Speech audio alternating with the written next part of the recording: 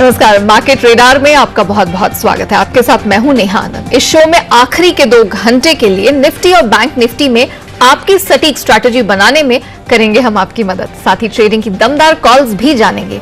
इनके अलावा उन शेयरों पर हमारा खास फोकस रहेगा जो आज एक्शन में है, उन पर लेंगे एक्सपर्ट्स की राय। लेकिन शुरुआत करेंगे बाजार की 5 बड़ी बातों से।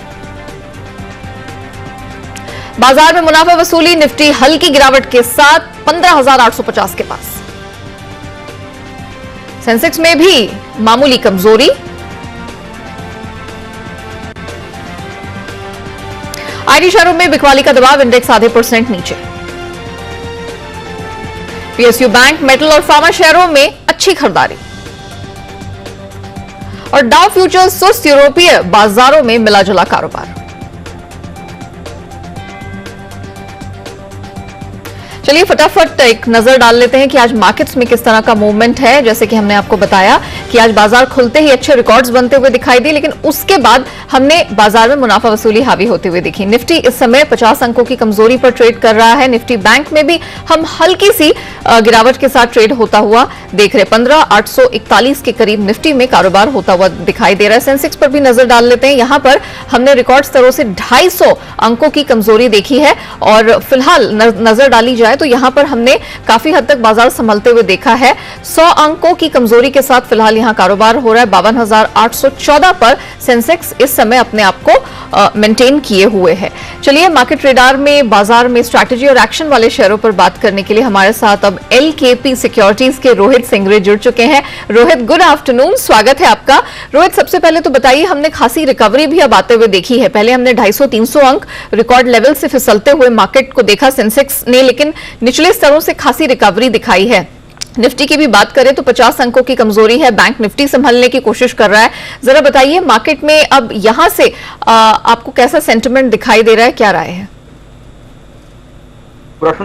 देखिए, दोनों ही इंडेक्सेस की अगर मैं बात करूं, निफ्टी बैंक, तो आई थिंक स्ट्रक्चर काफी पॉजिटिव है। तभी हम लोग देख रहे हैं कोई भी डिप आती है तो वहां से काफी अच्छा बाइंग इंटरेस्ट आता है। तो हम लोग ने हमेशा से देखा है, लास्ट वीक और उसके पहले भी सेशन में हम लोग ने देखा है कि कोई भी डिप आ रही है वहां से काफी अच्छी बाइंग इमर्ज होकर हम लोग को दिखता है और फिर हम लोग फ्रेश हाइज मारते हैं। तो कहीं ना कहीं स्ट्रक्चर काफी अच्छा पॉजिटिव है। निफ्टी की अगर मैं बात करूं तो 15,900 के ऊपर जब निफ्टी निकलेगा तो और इसमें स्ट्रेंथ बनेगी और हम लोग ऊपर के लेवल देखने को मिलेंगे। तो 15,900 जो रहेगा एक मेक और ब्रेक लेवल का काम करेगा। 15,900 के ऊपर एक बार अगर निफ्टी निकलता है तो 16,100 तक के भी लेवल हम लोग को देखने को मिल सकते हैं। बट करंट लेवल्स पर अगर मैं बात करूं तो निफ्टी बैंक मुझे ज्यादा स्ट्रांग लग रहा है कंपेयर टू द निफ्टी। तो मुझे लग रहा है कि निफ्टी बैंक के अंदर आपको करंट लेवल्स पर खरीदारी करने की सलाह है। स्टॉप लॉस जो रहेगा आपका 35,200 का आपका स्टॉप लॉस रखना है और मुझे लग रहा है कि यहां से एक बार 35,700 35,800 तक का मूव हम लोग को देखने को मिल सकता है आज के सेशन के अंदर ही।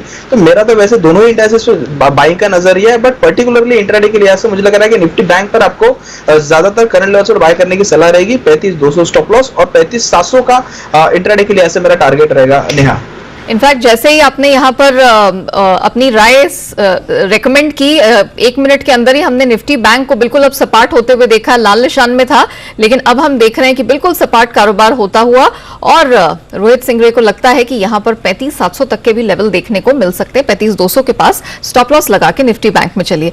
लेकिन ढेर सारे नंबर्स यहां पर आने वाले हैं, बहुत सारे स्टॉक्स पर हमारी नजर है। फटाफट जानते हैं कि आज कौन कौन से स्टॉक्स हमारे डार पर। तो सबसे पहले बात करते हैं तिमाही नतीजों की। आज नैल्को के नतीजे आने वाले हैं। नैल्को की अगर बात करें तो आज हमने 10% के आसपास की मजबूती के साथ ट्रेड करता हुआ देखा है। अपनी स्क्रीन पर नजर डालें तो 80 रुपए के पास यहां पर हम देख रहे हैं तकरीबन 8.25% की स्ट्रेंथ दिखाई दे रही है।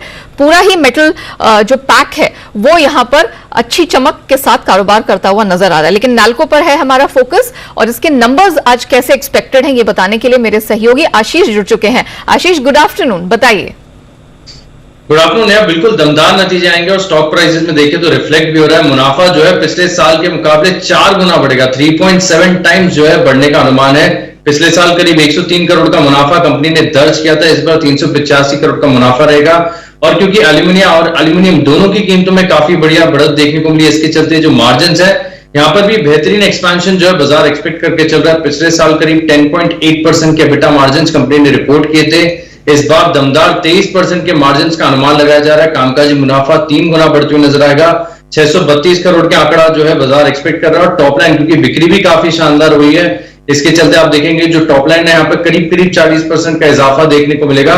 नंबर्स तो देखिए बहुत ही शानदार रहेंगे, लेकिन आगे जाकर क्षमता विस्तार पर मैनेजमेंट की क्या कमेंट्री आती है, क्या कैपिटल एलोकेशन रहता है, इस पर नजर रहेगी। लेकिन फाइनेंशियल वाइज देखिए, नंबर के हिसाब से देखिए तो नतीजे बहुत ही शानदार देखने को मिलेंगे। बिल्कुल, कैपेसिटी एक्सपेंशन पर तो हम जानने की कोशिश करेंगे कि मैनेजमेंट यहां पर क्या प्लान सामने रखने वाला है। शुक्रिया आशीष, वो नतीजों पर आज मार्केट को क्या एक्सपेक्ट करना चाहिए वो सारी डिटेल्स रखने के लिए क्विक चेक रोहित सिंगरे से ले लेते हैं।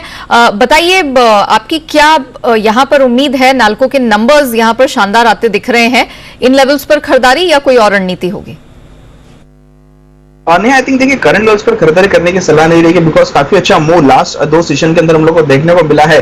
बट यस, अगर किसी ने लेके रखा है तो एग्जिस्टिंग लॉन्ग्स में होल्ड करने की सलाह रहेगी। अगर करंट लेवल से मैं स्टॉप लॉस की बात करूं तो 75 रुपीज एक ट्रेलिंग स्टॉप लॉस का काम करना चाहिए। यहाँ से 75 काफी अच्छा बेस था, उसके ऊपर हम लोग ने काफी शार्प मूव देखा है और ऊपरी तरफ से थोड़ा कहीं ना कहीं प्रॉफिट बुकिंग भी आ रहा है। तो मुझे लग रहा है कि 75 रुपीज का ट्रेलिंग स्टॉप लॉस रखना चाहिए और यहाँ से एक बार मुझे लग रहा है वापस 85-90 के भी लेवल देखने को मिल सकते हैं।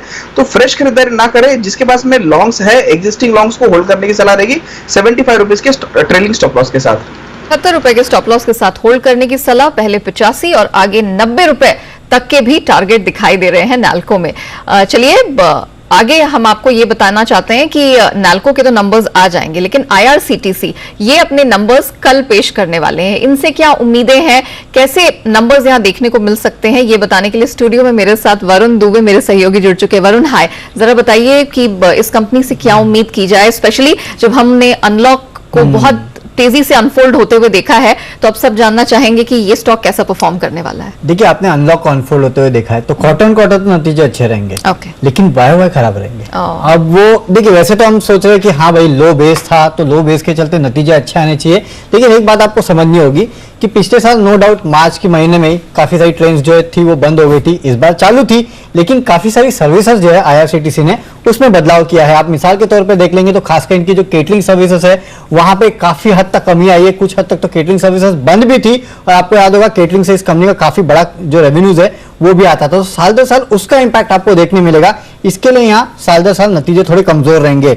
साल दर साल सेल्स में करीब 37% की गिरावट होगी, एबिटा 11% गिरेगा, मार्जिन जो है वो बढ़ेंगे क्योंकि जो सेल्स में गिरावट है वो एबिटा से कम है, इसके चलते मार्जिन 34.4% से बढ़ के 48.4% आएंगे। मुनाफा 150 करोड़ से घटकर 147 करोड़ के आसपास ही आ सकता है, यानी कि ऑलमोस्ट फ्लैट रहेगा, लेकिन क्वार्टर ये बढ़ेगा। अब ऐसा क्यों? देखिए, पिछले क्वार्टर के मुकाबले इस क्वार्टर में जो टिकटिंग हुई है वो काफी ज्यादा हुई है और आपको याद होगा इस कंपनी ने अपने टिकटिंग मॉडल में भी बदलाव किए थे। फॉर एग्जांपल जो सीटर सीट्स थी उसको भी अब इन्होंने रिजर्वेशन के तौर पे बेचना शुरू कर दिया था। इसके अलावा काफी हद तक अपनी जो स्लीपर सीट्स थी उनको भी अपग्रेड किया था AC में, तो इसका सबका फायदा जो इस कंपनी को मिलने वाला है। इसके लिए क्वार्टर अगर आप देखेंगे तो तगड़े रिजल्ट्स आएंगे, 64% के आसपास सेल्स बढ़ेगी, मुनाफा देखिए 88% बढ़ने वाला है, 78 करोड़ से बढ़ के 147 करोड़ के आसपास ही आने वाला है। तो क्वार्टर रफ्तार अच्छी है, ईयर ऑन ईयर रफ्तार धीमी पड़ेगी IRCTC की। वेरी वेल, शुक्रिया वरुण वो डिटेल्स हमारे दर्शकों के सामने रखने के लिए। रोहित बताइए जरा, जैसे वरुण ने कहा कि तिमाही दर तिमाही तगड़े सेट ऑफ नंबर्स दिखेंगे, वाई थोड़ा सा ये ढीला ढाला मामला हो सकता है, आप कौन सी पिक्चर यहां पकड़ के चलेंगे और सलाह क्या होगी हमारे दर्शकों के लिए? नेहा देखिए, स्ट्रक्चर काफी पॉजिटिव है, फ्रेश ब्रेकआउट्स हम लोग को देखने को मिले थे कुछ दिन पहले, उसके बाद थोड़ा बहुत कंसोलिडेशन के बाद में आज भी हम लोग को काफी अच्छा एक ट्रेंड देखने को मिल रहा है। तो मुझे लग रहा है कि स्ट्रक्चर पॉजिटिव है।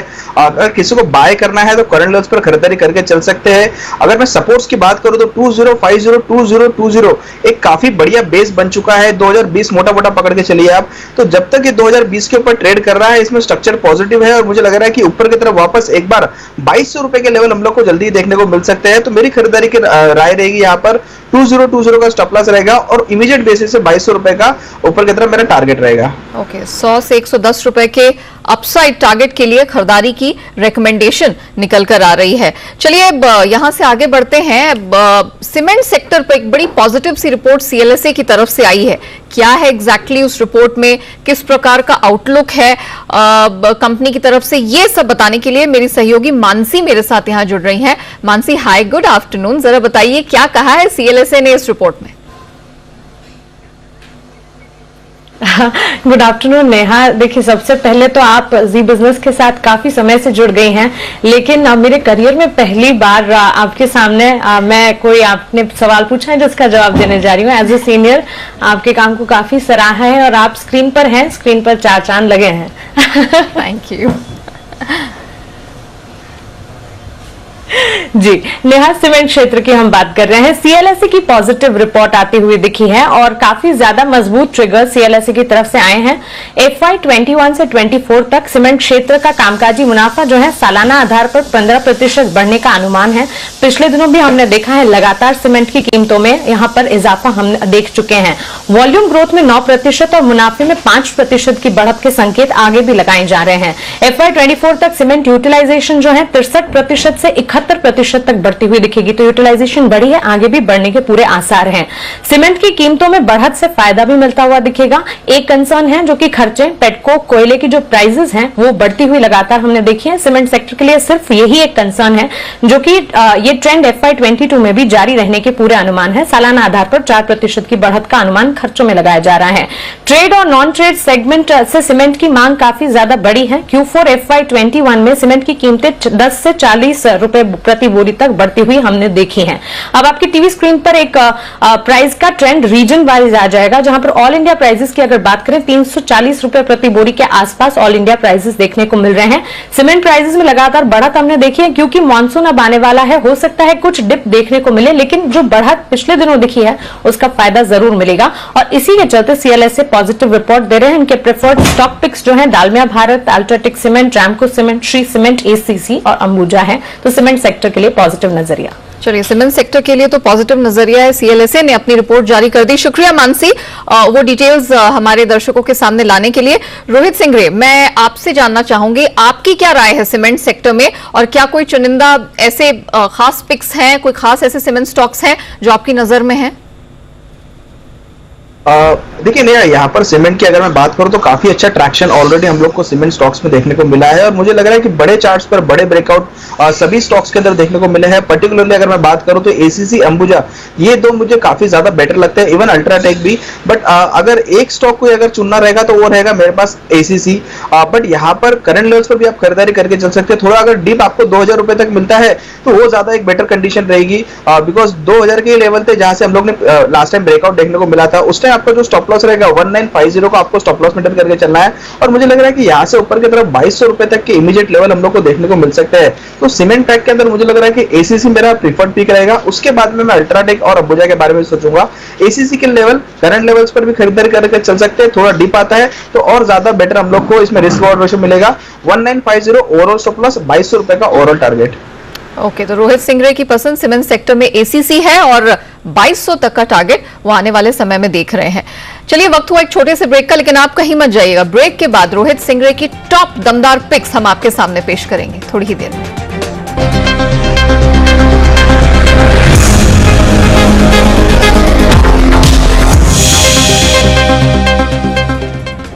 Welcome back. आप देख रहे हैं मार्केट रेडार। LKP सिक्योरिटीज के रोहित सिंगरे हमारे साथ बने हुए हैं। रोहित, बताइए आज के मार्केट में आपको कौन से स्टॉक्स पसंद आ रहे हैं, आपकी टॉपिक्स कौन सी होंगी?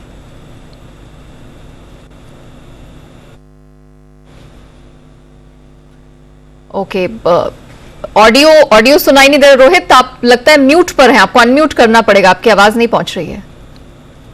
Sorry Neha, sorry, no problem. So I think मैं ये बात कर रहा था कि Naukri.com मुझे काफी अच्छा लग रहा है। इन्फो एज, यहाँ पर प्रीवियसली हम लोग को ब्रेकआउट देखने को मिले थे और फ्राइडे के सेशन के अंदर हम लोग को देखने को मिला था कि रीटेस्ट हुआ है जो ब्रेकआउट जोन था वहां से। तो मुझे लग रहा है कि एक और ब्रेकआउट जोन के ऊपर काफी अच्छे से सस्टेन कर रहा है। तो मुझे लग रहा है कि Naukri पे आपको ध्यान रखकर चलना चाहिए। एज इन 496070 का जो रेट चल रहा है, करंट लॉस पर खरीदारी करने की सलाह रहेगी। मुझे लग रहा है कि यहाँ पे थोड़ा आपको पोजिशन पर्सपेक्टिव सोचना चाहिए।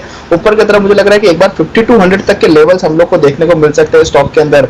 तो Naukri के अंदर बाय करने की सलाह रहेगी और इसका जो स्टॉप लॉस रहेगा वो रहेगा 4850, 4850 का आपको स्टॉप लॉस मेंटेन करके चलना है। सेकंड जो स्टॉक रहेगा वो मेरा रहेगा Alembic pharma. Alembic pharma on the verge of breakout है। मुझे लग रहा है कि इसके अंदर ब्रेकआउट हम लोग को जल्दी देखने को मिल सकता है।